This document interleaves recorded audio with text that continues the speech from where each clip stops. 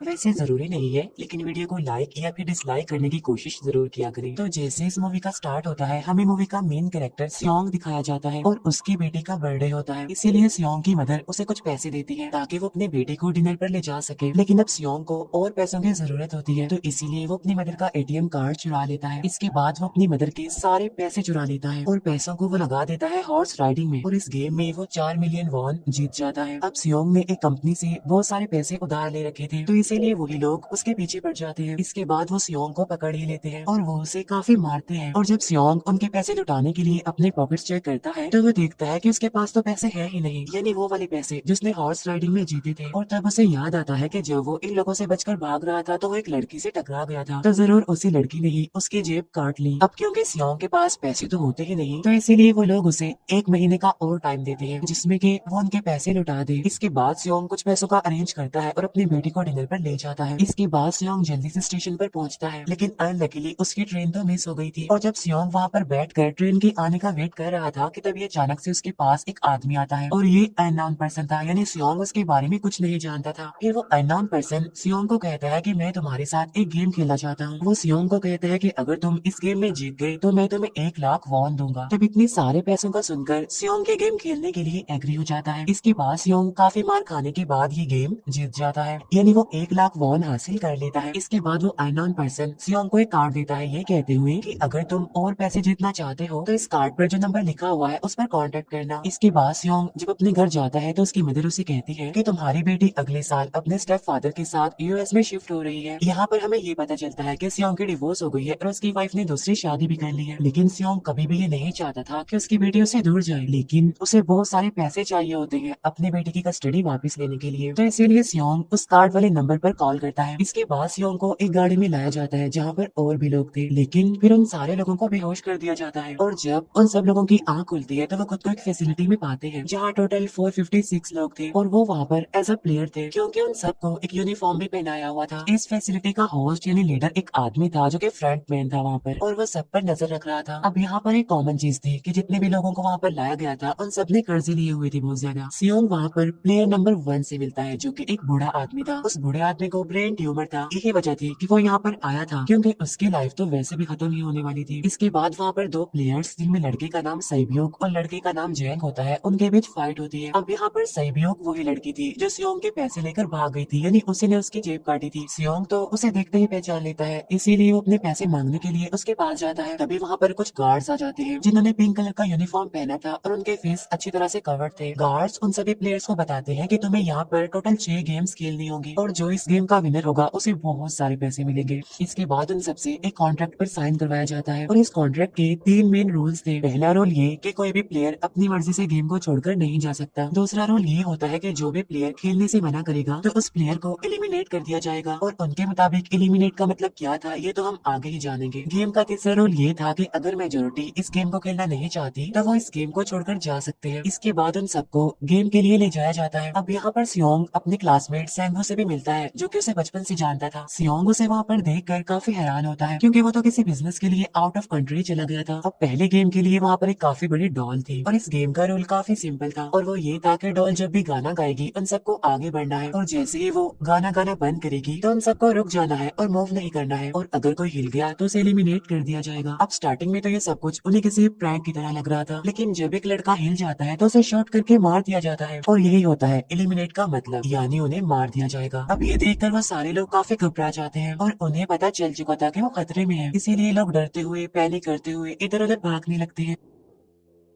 लेकिन अब क्योंकि गेम का रूल था, इसीलिए जो जो भी हिलता है उसे मार दिया जाता है, और जितने भी सर्वाइवर होते हैं वो किसी न किसी तरह इस गेम को कंप्लीट कर ही लेते हैं। लेकिन जो लोग मर जाते हैं उनकी डेड बॉडीज को वहां से ले जाया जाता है, और अब 456 प्लेयर्स में से सिर्फ 255 ही रह गए थे। अब क्योंकि वो सारे प्लेयर्स इतना ज्यादा डर जाते हैं कि अब कोई भी गेम खेलना नहीं चाहता था। लेकिन जैसा कि रूल नंबर 3 था कि अगर मेजोरिटी चाहे तो वो ये गेम स्किप कर सकती है, तो इसीलिए उनका लीडर यानी फ्रंटमैन वोटिंग करवाता है। लेकिन इससे पहले उन्हें प्राइज मनी दिखाई जाती है, यानी जो विनर को मिलेगी। लेकिन इन केस अगर कोई गेम को छोड़कर चला जाएगा तो ये सारे पैसे मरे हुए प्लेयर्स की फैमिलीज को मिल जाएंगे और ये prize money total 45 billion won होती है। इसके बाद वोटिंग करवाई जाती है जिसमें मेजोरिटी इस गेम को खेलना नहीं चाहती थी, तो इसीलिए गेम को यहीं पर स्टॉप कर दिया जाता है। लेकिन अगर कभी फ्यूचर में वो लोग चाहे तो इस गेम को रिज्वाइन कर सकते हैं। इसके बाद सभी लोगों को उनके घरों पर छोड़ दिया जाता है। नेक्स्ट डे सियोंग पुलिस स्टेशन जाता है और वहाँ पर वो पुलिस को सारी बात बता देता है, लेकिन उन लोगों को सियोंग की बातों पर यकीन नहीं होता और उल्टा वो लोग उसे पागल समझने लग जाते हैं। इसके बाद सियोंग उन्हें वही वाला कार्ड दिखाता है, लेकिन हैरान कर देने वाली बात तो ये है कि उस पर जो नंबर था वो रॉन्ग था। इसके बाद सियोंग जब घर जाता है तो उसकी मदर वहाँ पर नहीं होती। उधर सियोंग का क्लासमेट सेंगू अपनी मदर को छुप कर देख रहा होता है और तभी वहाँ पर सियोंग भी आ जाता है। यहाँ पर सेंगू अपसेट होते हुए सियोंग को बताता है कि मेरे ऊपर 6 बिलियन का कर्ज है। वो बताता है कि मैंने क्लाइंट्स के पैसे लेकर स्टॉक मार्जिन में लगा दिए थे, लेकिन अनलकीली वो सारे पैसे डूब गए। और तभी सियोंग के पास हॉस्पिटल से कॉल आती है। सियोंग की मदर का पाँव काफी इंजर्ड था, लेकिन डायबिटीज का ट्रीटमेंट ना होने की वजह से उनकी चोट और ज्यादा बढ़ गई। तब डॉक्टर सियोंग को बताते हैं कि तुम्हारी मदर का ट्रीटमेंट हो सकता है, लेकिन इसके लिए हमें इनका पाँव काटना होगा। लेकिन इस ऑपरेशन में बहुत सारे पैसे लगने वाले थे, लेकिन जाहिर सी बात है सियोंग के पास इतने पैसे तो होते नहीं। इवन उसने तो अपनी मदर के इंश्योरेंस के पैसे भी उड़ा दिए थे। तब इसीलिए सियोंग पैसे मांगने के लिए अपनी वाइफ के पास जाता है, लेकिन उसकी वाइफ उसे पैसे देने से इनकार कर देती है। फिर उसकी वाइफ अपने हस्बैंड को बताती है कि सियोंग आया था पैसे मांगने के लिए, और तभी उसका हस्बैंड सियोंग को पैसे देने आता है। साथ साथ उसे ये भी कहता है कि मेरी फैमिली से दूर रहो, लेकिन सियोंग उसे मारने लगता है और तभी उसकी बेटी भी वहाँ पर आ जाती है। इसके बाद सियोंग का एक फ्रेंड अपने बॉस के पास पैसे मांगने जाता है, लेकिन उसका बॉस उसे पैसे देने से मना कर देता है, तो इसीलिए उन दोनों के बीच फाइट होने लगती है। इस फाइट के दौरान उसके बॉस का हाथ मशीन में आ जाता है, तो मौके का फायदा उठाकर सियोंग का फ्रेंड पैसे लेकर वहाँ से भाग जाता है। फिर इसके बाद सियोंग का फ्रेंड अपने घर आकर अपनी वाइफ को कहता है कि पहले फ्लाइट लो और जाओ यहाँ से। इसके बाद सईब्यूक एक एजेंट से मिलती है, क्योंकि उसने अपनी मदर को नॉर्थ एरिया से साउथ एरिया में लाना था। सईब्यूक वही लड़की जिसने सियोंग की जेब काटी थी, लेकिन यहाँ अपनी मदर को लाने के लिए सईब्यूक को बहुत सारे पैसों की जरूरत थी। अब सईब्यूक का एक छोटा भाई भी होता है जिससे उसने प्रॉमिस किया होता है कि मैं मदर को जरूर ले आऊंगी। इसके बाद हमें एक ऑफिसर दिखाया जाता है और इस ऑफिसर का भाई कुछ टाइम से मिसिंग था, इसीलिए वो ऑफिसर अपने भाई के घर जाता है, जहाँ उसे पता चलता है कि उसका भाई तो पिछले कुछ दिनों से अपने घर पर भी नहीं आया। और जब वो ऑफिसर घर को चेक कर रहा होता है तो उसे एक कार्ड मिलता है वहाँ पर, और इस ऑफिसर ने सेम ऐसा ही कार्ड पुलिस स्टेशन में सियोंग के पास भी देखा था, तो इसीलिए वो ऑफिसर सियोंग के पास जाकर उससे इस बारे में पूछता है, लेकिन सियोंग उसे कुछ नहीं बताता। इसके बाद सियोंग जब अपने घर जाता है तो उसे वो कार्ड दोबारा मिल जाता है वहाँ पर। अब सियोंग डिसाइड करता है कि वो दोबारा से उस गेम को ज्वाइन करेगा, इसीलिए सभी प्लेयर्स को एक शिप के पास ले जाया जाता है। इधर ही वो ऑफिसर भी गाड़ियों का पीछा करते हुए उस शिप तक आ जाता है। वो एक गार्ड को मारकर उसे पानी में फेंक देता है। इसके बाद उन सभी प्लेयर्स को एक आइलैंड पर मौजूद फैसिलिटी में लाया जाता है। अब यहाँ पर उन्हें जरा भी अंदाजा नहीं था कि अगला गेम कौन सा होगा और उसे कैसे खेला जाएगा। इसके बाद वो लोग अपनी अलग अलग टीम्स बना लेते हैं। रात को सईब्यूक और उसकी फीमेल फ्रेंड वॉशरूम जाते हैं। यहाँ पर सईब्यूक गार्ड्स की नजरों से बचते हुए उस फैसिलिटी को एक्सप्लोर करने लगती है। तभी वो देखती है कि गार्ड्स बड़े बड़े बर्तनों में कुछ बना रहे हैं, लेकिन अब क्योंकि गार्ड्स को शक हो जाता है तो ये गार्ड वॉशरूम्स को चेक करने के लिए आता है, लेकिन तब तक सईब्यूक वापस आ चुकी थी। इसके बाद सईब्यूक अपनी फीमेल फ्रेंड को सारी बात बता देती है जो उसने देखा था, लेकिन यहाँ पर सेंगो उन दोनों की बातें सुन लेता है और वो इस बारे में सईब्यूक से पूछता है, जिस पर सईब्यूक बताती है कि वो बड़े बड़े बर्तनों में कुछ पका रहे थे। इसके बाद उन सभी प्लेयर्स को प्ले ग्राउंड में लाया जाता है, जहाँ पर उनके सामने 4 शेप्स थी। 4 शेप्स में से उन्होंने किसी एक शेप को चूज करना था। अब यहाँ पर सेंगो को पता चल जाता है कि गेम क्या है और क्या करना है हमें। सेंगो सियोंग को बताता है कि सबने अलग अलग शेप्स को चुनना है। इसके बाद उन सभी को एक छोटा सा बर्तन दिया जाता है जिसमें की शेप्स बनी होती है। अब गेम उनकी ये होती है कि उन्होंने किसी तरह उस शेप को बाहर निकालना है बगैर डैमेज किए, लेकिन अगर शेप जरा से भी खराब हो गई तो उन्हें एलिमिनेट कर दिया जाएगा, यानी मार दिया जाएगा। अब यहाँ पर सैंगो तो इजिली उस शेप को निकाल लेता है, लेकिन सियोंग इतना ज्यादा घबरा जाता है कि उसकी हालत खराब होने लगती है, लेकिन फिर वो किसी न किसी तरह करके इस गेम को भी जीत लेता है। इसके बाद उन सबको वापस से रूम में लाया जाता है। अब यहाँ पर 187 प्लेयर्स वापस आए थे, जिनमें से अब सिर्फ 108 ही रह गए थे। इसके बाद उन सबको खाने के लिए ले जाया जाता है, लेकिन खाने की वजह से जैंग की एक लड़के से फाइट हो जाती है, जहाँ पर जैंग उस लड़के को इतना ज्यादा मारता है कि वो मौके पर ही मर जाता है। इधर ही हम देखते हैं कि उन प्लेयर्स में से एक डॉक्टर होता है जो गार्ड्स के साथ मिलकर मरे हुए लोगों के ऑर्गन्स निकाल कर उन्हें चाइनीज को बेचने का काम करता है। इसीलिए जब भी डेड बॉडीज को ले जाया जाता है तो वो डेड बॉडीज को गायब कर लेते हैं, क्योंकि ये सब कुछ एक प्लान के अकॉर्डिंग चल रहा था, क्योंकि ये सारा कुछ फ्रंट मैन से छुप कर हो रहा था। यही वजह थी कि कंट्रोल रूम में भी उन्होंने अपना ही एक आदमी बिठाया हुआ था जो कि लोगों की सारी वीडियो फुटेज डिलीट कर देता था। और गार्ड्स तो डॉक्टर को गेम के बारे में पहले ही बता देते थे ताकि वो सरवाइव कर सके। यहाँ पर एक गार्ड उसी प्लेयर डॉक्टर को बताता है कि आज हमने प्लेयर्स को जानबूझकर खाना कम दिया है ताकि वो आपस में लड़ने लगे, जिससे होगा ये कि सारे वीक प्लेयर्स गेम से आउट हो जाएंगे। साथ ही गार्ड डॉक्टर को अपनी अगली गेम के बारे में बता देता है। अब 30 मिनट के बाद वहाँ पर लाइट्स ऑफ होने वाली थी। अब यहाँ पर सैंगवू को पता था कि सियोंग की टीम जरूर कोई उल्टा काम करेगी, इसीलिए वो उस टीम को अपने पास बुलाकर उन्हें रिलैक्स रहने के लिए कहता है। उधर वो जो डॉक्टर प्लेयर होता है वो जैंग की टीम में शामिल हो जाता है। यहाँ पर डॉक्टर जैंग को बता देता है कि अगला गेम क्या होने वाला है। इसके बाद लाइट्स ऑफ हो जाती है और जैंग अपनी टीम के साथ मिलकर बाकी सभी को मारने लगता है। जैंग एक लड़की को मारकर सैबियो को मारने जाता है, लेकिन तभी सियोंग उसे बचा लेता है। इसके बाद गार्ड्स वहाँ पर आकर उन सभी को रोक लेते हैं और अब टोटल 80 लोग रह गए थे। इसके बाद उन सभी को तीसरी गेम के लिए ले जाया जाता है और यहाँ पर उन्हें 10-10 प्लेयर्स की एक टीम बनाने के लिए कहा जाता है और वो लोग ऐसा ही करते हैं, अपनी अपनी टीम बना लेते हैं। अब क्योंकि जैंग को अगली गेम के बारे में पहले ही पता होता है, इसीलिए वो सैबियो की फीमेल फ्रेंड को अपनी टीम में नहीं रखता और वो अपनी टीम में सिर्फ मर्दों को ही रखता है। इसके बाद सैंगवो भी अपनी एक टीम बना लेता है। अब क्योंकि उन्हें एक प्लेयर की जरूरत थी तो इसीलिए सैबियो की फीमेल फ्रेंड उनके टीम में शामिल हो जाती है और ये गेम असल में टग ऑफ वॉर का होता है, यानी उन्होंने अपने सामने वाली टीम को नीचे गिराना था। इसके बाद गेम स्टार्ट हो जाती है और जैंग की गेम बड़ी आसानी से इस गेम को जीत लेती है। इसके बाद बारी होती है सैंगवो की टीम की। तो प्लेयर नंबर 1 यानी वो बूढ़ा आदमी कहता है कि मैंने अपनी जिंदगी में बहुत सारी टग ऑफ वॉर्स खेल रखी है, इसीलिए उन सबको गाइड करता है कि इस गेम को कैसे जीतना है।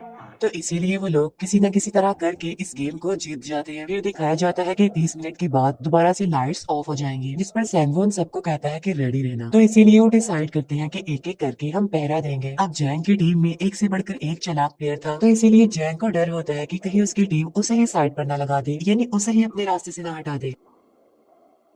दूसरी तरफ डॉक्टर और गार्ड्स मिलकर डेड बॉडी की ऑर्गन्स निकाल रहे होते हैं और इन ऑर्गन्स को डिलीवर करने जाना था गार्ड नंबर 28 एंड 29। तब वो सभी एक डेड बॉडी के बारे में बातें करने लगती हैं जिसकी सिर्फ एक किडनी थी और वो उसे ज़ॉम्बी कह रहे थे। अब यहाँ पर जो गार्ड नंबर 29 था, यानी जिसने वो ऑर्गन्स डिलीवर करने जाने थे, वो कोई और नहीं बल्कि वो ऑफिसर था जो गार्ड के बेस में वहाँ पर आया था। और ये सब बातें सुनकर उसे शक होता है कि शायद ये लोग मेरे भाई की बात कर रहे हैं क्योंकि उसकी भी एक ही किडनी थी। इसके बाद नंबर 28 और 29 यानी वो ऑफिसर ऑर्गन को डिलीवर करने के लिए चले जाते हैं। रास्ते में वो ऑफिसर नोटिस करता है कि टनल में तो बॉम्ब लगा हुआ है। तब नंबर 28 उसे बताता है कि जब हम यहाँ से बाहर निकलेंगे तो इस जगह को ब्लास्ट कर दिया जाएगा। अब यहाँ पर वो ऑफिसर नंबर 28 से और इन्फॉर्मेशन लेने की कोशिश करता है, इसीलिए नंबर 28 को उस पर डाउट होने लगता है, इसीलिए वो उस ऑफिसर को अपना फेस दिखाने के लिए कहता है। अब यहाँ पर वो ऑफिसर अपना फेस भी दिखा देता है, साथ साथ वो नंबर 28 पर गन पॉइंट भी कर देता है। साथ साथ वो ऑफिसर उससे एक किडनी वाले आदमी के बारे में पूछता है कि वो कौन है जिसे तुम ज़ॉम्बी कहते थे, जिस पर वो नंबर 28 उससे कहता है कि वो तो एक लड़की थी। अब यहाँ पर नंबर 28 उस ऑफिसर को कहता है कि तुम लीडर के रूम में जाकर सारी इन्फॉर्मेशन देख सकते हो, वहाँ पर सबका डाटा है। ये जानने के बाद वो ऑफिसर नंबर 28 को मार डालता है। उधर वो डॉक्टर गार्ड से अगली गेम के बारे में पूछता है, लेकिन इस बार गार्ड्स को भी अगली गेम के बारे में पता नहीं होता। तब इसीलिए डॉक्टर को गुस्सा आ जाता है और वो एक गार्ड को पकड़ लेता है और उनकी फाइट होने लगती है। इसी फाइट में डॉक्टर उस गार्ड को मार कर वहाँ से भाग जाता है। इसके बाद एक गार्ड भी उसका पीछा करता है और वो दोनों प्ले ग्राउंड में आ जाते हैं। यहाँ पर गार्ड डॉक्टर को अपनी बातों में फंसा कर उसे मारने वाला होता है, लेकिन तभी लीडर इन्हें फ्रंटमैन आकर उसे मार डालता है और बाद में वो उस डॉक्टर को भी मार डालते हैं। साथ साथ इन्हें वहीं पर नंबर 28 की डेड बॉडी भी मिल जाती है, जिससे इन्हें ये पता चल जाता है कि फैसिलिटी में कोई घुस गया है। उधर वो ऑफिसर लीडर इन्हें फ्रंटमैन के रूम तक पहुंच जाता है। तब वो चेक करते करते एक ऐसे रूम में जाता है जहाँ पर सबके रिकॉर्ड्स थे और जब वो ऑफिसर रिकॉर्ड चेक कर रहा होता है तो उसे सभी विनर्स की एक लिस्ट मिलती है जिसमें उसके भाई का भी नाम था, यानी वो भी कभी विनर था। उधर सभी प्लेयर्स को फोर्थ गेम के लिए ले जाया जाता है जहाँ पर उन सबको अपना अपना पार्टनर चुनने के लिए कहा जाता है और वो प्लेयर्स करते भी ऐसा ही है, अपना अपना पार्टनर चुन लेते हैं। सहयोग की फीमेल फ्रेंड भी अपना पार्टनर ढूंढने की कोशिश करती है, लेकिन कोई भी उसका पार्टनर बनने को तैयार ही नहीं था। इसके बाद सभी प्लेयर्स को 10-10 मार्बल्स दिए जाते हैं। असल में ये गेम ऐसी होती है कि एक प्लेयर को अपने पार्टनर से सारे मार्बल्स लेने होते हैं बगैर कोई जोर जबरदस्ती किए, और जो दूसरा पर्सन होगा यानी जिसके पास मार्बल्स नहीं होंगे उसे मार दिया जाएगा। फिर सैंगवो और सियोंग का फ्रेंड ऑड और इवन का गेम खेलते हैं जिसमें कि उन्होंने गेस करना था कि सामने वाले के हाथ में कितने मार्बल्स हैं। अब यहाँ पर सियोंग का फ्रेंड सैंगवो के सारे मार्बल्स जीत जाता है, जिसकी वजह से लास्ट में सैंगवो के पास सिर्फ एक ही मार्बल बचता है। अब क्योंकि सैंगवो को पता चल चुका था कि अब वो बच नहीं पाएगा, इसीलिए वो सियोंग के फ्रेंड को अपनी बातों में फंसा कर उसे ये यकीन दिलाता है कि अगर हम में से कोई भी हार गया तो हारे हुए लोगों का मैच दोबारा करवाया जाएगा। अब यहाँ पर सैंगवो धोखे से सियोंग के फ्रेंड के सारे मार्बल्स चेंज कर देता है। इसके बाद सैंगवो मार्बल्स लेकर गार्ड को दे देता है और वहाँ से बाहर चला जाता है। और जब सियोंग का फ्रेंड मार्बल्स चेक करता है तो वहाँ पर पर पत्थर होते हैं। उधर प्लेयर नंबर 1 यानी उस बूढ़े आदमी की हालत खराब हो रही थी, इसीलिए वो तो इधर उधर घूम रहा था, लेकिन सियोंग किसी तरह उसे खेलने के लिए एग्री कर लेता है। अब यहाँ पर वो दोनों यानी वो बूढ़ा आदमी और सियोंग भी इवन आउट खेलते हैं। अब इनमें से वो बूढ़ा आदमी सियोंग के सारे मार्बल्स जीत जाता है, लेकिन लास्ट राउंड में वो बूढ़ा आदमी भूल जाता है कि उसने क्या चूज किया था। तो यहाँ पर सियोंग उसे बातों में फंसा कर उसके सारे मार्बल्स ले लेता है, लेकिन यकीन मानिए कि वो बूढ़ा आदमी काफी चालाक था। उसने एक मार्बल अपने पास ही रखा हुआ था और वो दोबारा से इधर उधर घूमने लगता है। अब यहाँ पर सियोंग उसे रिक्वेस्ट करता है कि प्लीज मेरे साथ एक और गेम खेलो ना। तब यहाँ पर वो बूढ़ा आदमी कहता है कि मुझे पता है कि तुमने सारे मार्बल्स धोखे से लिए हैं मुझसे। वो कहता है कि मुझे सब पता था, बस मैं पागल बनने की एक्टिंग कर रहा था। तब ये सुनकर सियोंग को उस पर तरस आ जाता है और वो उसे ही सारे मार्बल्स दे देता है। उसके बाद सैब्योक और उसकी फीमेल फ्रेंड भी गेम खेल रही होती है। उनकी गेम ये होती है कि जो मार्बल्स को दीवार के ज्यादा करीब फेंकेगा वही जीतेगा। पहले सैब्योक अपने मार्बल्स फेंकती है, लेकिन जब सैब्योक की फ्रेंड की बारी आती है तो वो अपने सारे मार्बल्स फेंक देती है। लेकिन जब सैब्योक ये देख लेती है तो वो अपने फ्रेंड को दोबारा फेंकने के लिए कहती है, जिस पर उसकी फ्रेंड कहती है कि नहीं सैब्योक, मैं बिल्कुल अकेली हूँ, मेरे पीछे तो कोई भी नहीं है, लेकिन अगर तुम्हें कुछ हो गया तो ये अच्छी बात नहीं है, तुम्हारे पीछे तुम्हारा छोटा भाई है, तुम्हारा वेट कर रहा है वो। और इसी वजह से सैब्योक की फ्रेंड को मार दिया जाता है। इसके बाद उन सबकी डेड बॉडीज को वहाँ से ले जाया जाता है। इसके बाद वो सब वापिस से रूम में आ जाते हैं। यहाँ पर जैंग देखता है कि सैब्योक की वो वाली फ्रेंड तो अभी तक जिंदा है, जो कि बड़ी आराम से बैठी हुई थी। अब यहाँ पर हमें पता चलता है कि सैब्योक की ये वाली फ्रेंड जैंग की भी फ्रेंड थी, लेकिन अब क्योंकि उन दोनों के बीच किसी बात को लेकर क्लैश चल रहा था, तो इसीलिए जैंग की वो फ्रेंड उसे बुली करने लगती है। इसके बाद फ्रंटमैन को एक डेड बॉडी के पास उस ऑफिसर का आईडी कार्ड मिल जाता है। तभी फ्रंटमैन को पता चलता है कि उसके सारे वीआईपीज आ चुके हैं, तो इसीलिए फ्रंटमैन उन्हें लेने के लिए चला जाता है। फिर सारे वीआईपीज को उनके रूम में लाया जाता है। इसके बाद फ्रंटमैन वीआईपीज के आने के बारे में एक और आदमी को जाकर बताता है, और यही आदमी मेन होता है। और ये कौन होता है हम ये आगे जानेंगे। फिर नेक्स्ट डे उन सबको 5वें गेम के लिए लाया जाता है, जहाँ पर 1 से लेकर 16 तक नंबर पड़े होते हैं और वो सभी प्लेयर्स अपना अपना नंबर ले लेते हैं। नंबर का मतलब ये था कि जो नंबर भी एक प्लेयर पर आएगा उसके मुताबिक ही उसकी बारी आएगी। अब यहाँ पर लास्ट में पहला और आखिरी नंबर रह जाता है, यानी 1 और 16। तो यहाँ पर सियोंग कंफ्यूज हो जाता है कि उसे कौन सा नंबर चूज करना चाहिए। अगर उसने पहला नंबर लिया तो वो फंसेगा और मरेगा, क्योंकि उसे नहीं पता कि गेम क्या है। और अगर लास्ट नंबर लेगा तो क्या पता उसकी बारी ही ना आए, टाइम कम रह जाए। और तभी वहाँ पर एक आदमी आ जाता है और वो सियोंग को कहता है कि मुझे पहला नंबर चाहिए, क्योंकि मैं अपनी जिंदगी में कभी भी फर्स्ट नंबर पर नहीं आया। फिर इसके बाद उन्हें गेमिंग रूम में लाया जाता है। अब इस गेम का रूल ये होता है कि दिए हुए टाइम में उन्हें ब्रिज की दूसरी साइड पर जाना है। अब इसके बीच में 2 तरह के ग्लास लगे होते हैं, एक तो होता है आम ग्लास और एक होता है टेम्पर्ड ग्लास। आम ग्लास पर पाँव रखते ही वो टूट जाएगा और वो लोग नीचे गिर जाएंगे। इसके बाद गेम स्टार्ट हो जाता है और वो लोग एक एक करके मरने लगते हैं। फिर एक टाइम ऐसा आता है जब जैंग सबके सामने होता है और वो आगे ही नहीं बढ़ रहा होता। अब उनके पास एक ही रास्ता था, या तो वो आगे जाए या सारे ही मर जाए। और तभी जैंग के सामने उसकी वही फ्रेंड आ जाती है जो उसे बुली कर रही थी, और वो जैंग को कहती है कि मैंने तुम्हें कहा था कि जिस दिन तुमने मुझे धोखा दिया मैं तुम्हें मार दूंगी। इसके बाद वो जैंग को पकड़ लेती है और उसे लेकर नीचे कूद जाती है, जिसकी वजह से उन दोनों की मौत हो जाती है। अब वहाँ पर एक आदमी था जो कि ग्लास कंपनी में काम करता था और उसे पता था कि टेम्पर्ड ग्लास कौन सा है, लेकिन जब फ्रंट मैन को इस बात का पता चल जाता है तो वो लाइट्स ऑफ करवा देता है ताकि वो ग्लास को पहचान ही ना पाए। अब लास्ट में एक ही स्टेप बचता है और उनके पास तो टाइम ही नहीं था, इसीलिए सैंगवो उस आदमी को धक्का दे देता है। तो यहाँ पर सैंगवो, सियोंग और सैब्योक ब्रिज को पार कर लेते हैं, लेकिन ग्लास टूटने की वजह से उन्हें काफी चोट लग जाती है, खास तौर पर सैब्योक को।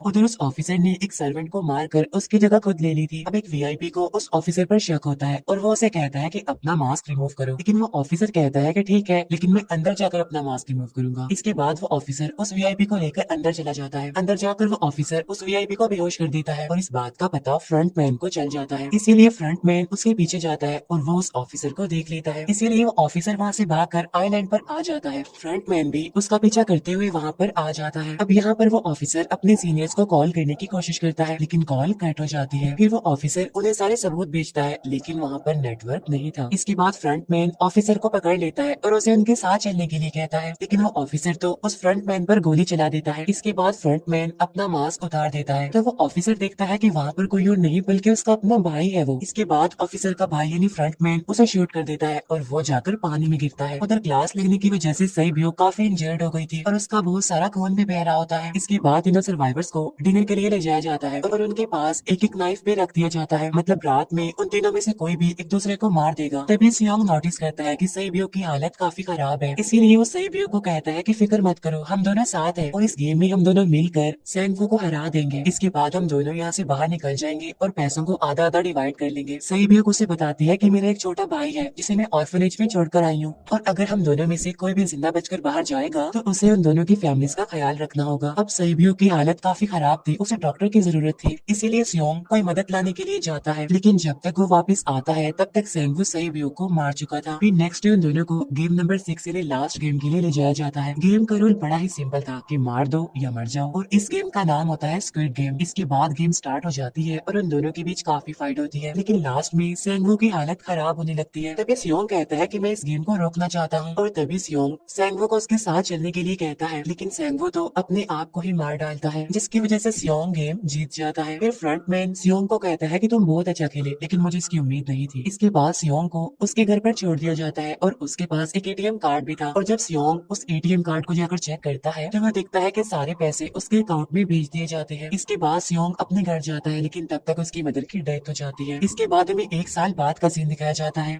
जहाँ पर हम देखते हैं कि सियोंग की हालत काफी खराब हो गई है, यानी वो अब काफी नशा करने लग गया है और उसने अब तक उन पैसों को हाथ तक नहीं लगाया। एक दिन एक फूल बेचने वाली औरत सियोंग के पास आती है और वो उसे सेम वैसा ही कार्ड देती है जिसमें एक एड्रेस लिखा हुआ था, और फिर सियोंग उस एड्रेस पर जाता है, जहाँ पर उसे पता चलता है कि ये सारा किया धरा किसी और का नहीं बल्कि उस बूढ़े का है, प्लेयर नंबर 1 का, और वो अभी भी जिंदा है। यहाँ पर वो बूढ़ा आदमी सियोंग को बताता है कि मैं अपनी लाइफ से बोर हो चुका था और ये सारी गेम मैंने अपने क्लाइंट्स के साथ मिलकर बनाई ताकि मैं लोगों को मरता हुआ देखकर एंजॉय कर सकूं, लेकिन हाँ, हमने किसी को मजबूर नहीं किया था ऐसा करने के लिए, और मैंने गेम में इसीलिए पार्टिसिपेट किया क्योंकि गेम देखने से ज्यादा उसे खेलने में मजा आता है। वो कहता है जो पैसे तुम्हारे पास है वो मेरे ही है, और ये कहते ही उस बूढ़े आदमी की मौत हो जाती है। इसके बाद सियोंग सेइबियो के छोटे भाई के पास जाता है और उसे लेकर वो जाता है सेंगू की मदर के पास, और वो सेंगू की मदर को कहता है कि इस बच्चे का ख्याल रखना, साथ साथ वो उसे एक बैग भी देता है जिसमें बहुत सारे पैसे होते हैं। इसके बाद सियोंग स्टेशन पर जाता है जहाँ पर उसे वही अननोन पर्सन मिलता है जो कि उसे मूवी के स्टार्ट में भी मिला था। यहाँ पर सियोंग उसका पीछा भी करता है, लेकिन तब तक वो भाग चुका था। फिर सियोंग उस कार्ड वाले नंबर पर कॉल करता है और वो पूछता है कि तुम लोग कौन हो और लोगों के साथ ऐसा क्यों कर रहे हो, क्यों खेल रहे हो लोगों की जिंदगी से। लेकिन आगे से उसे रिस्पॉन्स आता है कि सियोंग अगर तुमने जिंदा बचना है तो प्लेन में चढ़ जाओ, और इसी के साथ ही मूवी यहीं पर एंड हो जाती है।